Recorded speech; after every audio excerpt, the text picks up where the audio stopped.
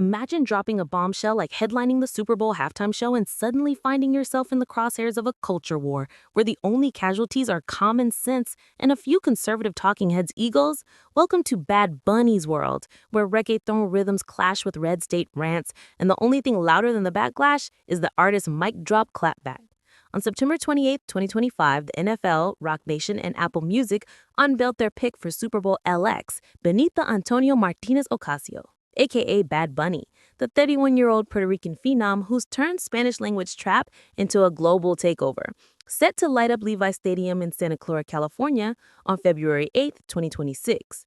With a discography that includes bangers like Titi Me Preguntó and Un Verano Sin Ti, the latter of which broke streaming records faster than you can say perreo and tenso, Bad Bunny's selection was a no-brainer for drawing in the 100 million plus viewers.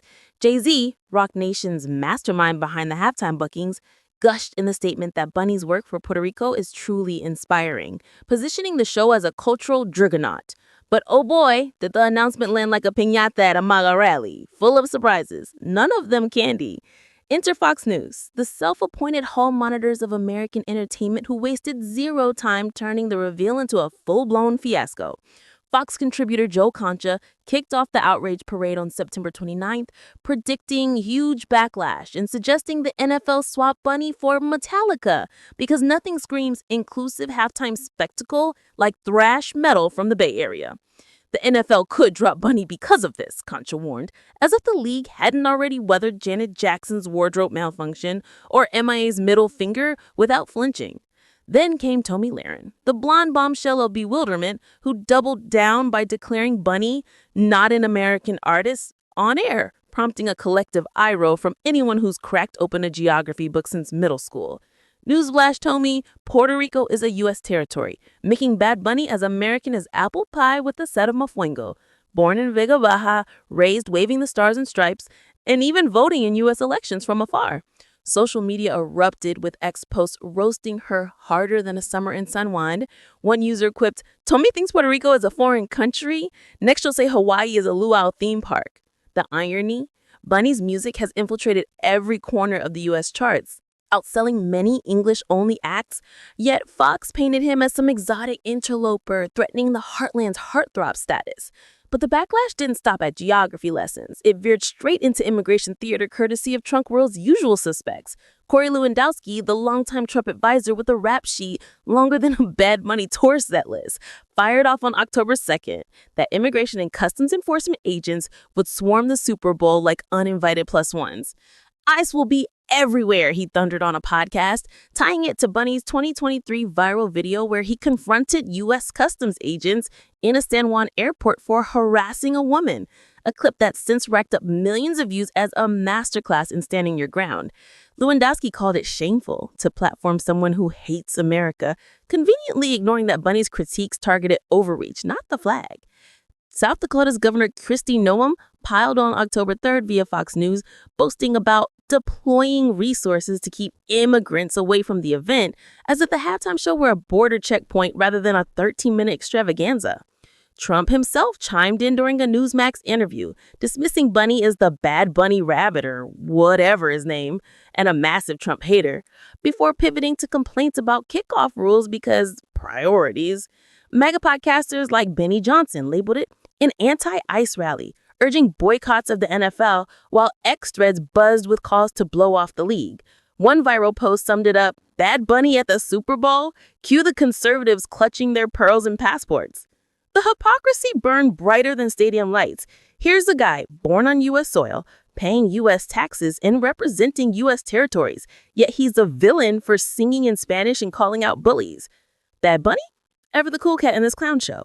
Didn't just absorb the hits, he turned them into a comedy special.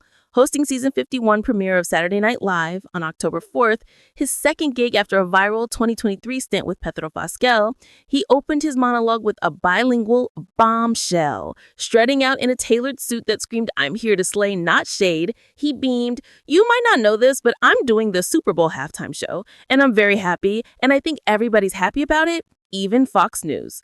Cue the applause in a brilliantly edited supercut of Fox anchors clips Frankenstein into praise. That Bunny is my favorite musician, and he should be the next president. The crowd lost it, and Bunny, unfazed, switched to full Spanish, dedicating the performance to all the Latinos and Latinas in the entire world and here in the United States who worked so hard to open doors. Rapping with the zinger, if you didn't understand what I just said, you have 4 months to learn, he flipped the script on the language warriors, turning potential division into a call for Duolingo diplomacy. Doja Cat, the night's musical guest, joined the vibe with her set too, but it was Bunny's monologue that trended worldwide, spawning memes of Laren with a Spanish textbook and Lewandowski in a bunny costume raiding a Pereo party. X lit up with fans hailing it as the pettier, the better.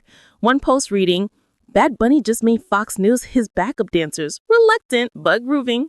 This dust-up isn't just tabloid fodder, it's a snapshot of America's ongoing tangle with identity, where a Puerto Rican trailblazer headlining the nation's biggest stage exposes fault lines deeper than the halftime choreo. Bunny's rise from SoundCloud uploads in 2013 to Coachella Kingpin in 2023, WrestleMania appearances in the sold-out 31-day Puerto Rico residency in 2025, embodies the Latinx wave reshaping pop culture. His latest album, Debí Tirar Más Fotos, dropped earlier this year to critical acclaim, blending introspection with infectious beats. And cameos in Happy Gilmore 2 and Caught Stealing hint at Hollywood ambitions. Critics like those at USA Today opine that the MAGA meltdown only proves he's the perfect pick. If they're this mad, he must be doing something right. The NFL, unfazed by the noise, doubled down, with Commissioner Roger Goodell praising Bunny's global appeal in the statement, ensuring the show will blend high-energy perreo with potential guest stars. Whispers of J Balvin or Rosalia collaborations have fans spectering wild. Bunny himself teased his Zane Lowe on Apple Music. I'm always doing everything with purpose. It's going to be good, promising a set that reps his roots without apology. As for the P's, well, if SNL's gag is any indication, it's the armistice of shade. Fox might not admit defeat, but Bunny's already won the viral war. In the end, Bad Bunny's Super Bowl saga proves entertainment's power to provoke, unite, and undercut the absurd, turning a simple gig announcement into a masterclass in resilience and rhythm. Whether you're betteando in the stands or side-eyeing the sidelines, one thing is clear. This halftime's about to hop over every hurdle. For the juiciest scoops and stars who steal the spotlight and the hearts, subscribe to Starscope, your cosmic compass to Hollywood's wildest orbits.